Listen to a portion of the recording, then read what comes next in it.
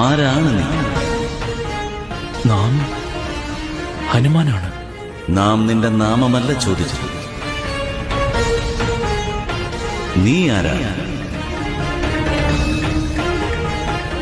അഞ്ജനാസുതൻ, കേസരി നന്ദനൻ, പവനപുത്രൻ. നിന്റെ വംശത്തെക്കുറിച്ചല്ല നമുക്കറിയേണ്ടത്. നീ ആരാണെന്ന് പറയൂ. നാം വാനരൻ. നിന്റെ ജാതിയും നമുക്കറിയേണ്ടതായില്ല ഹനുമാൻ. നീ ആരാണ്?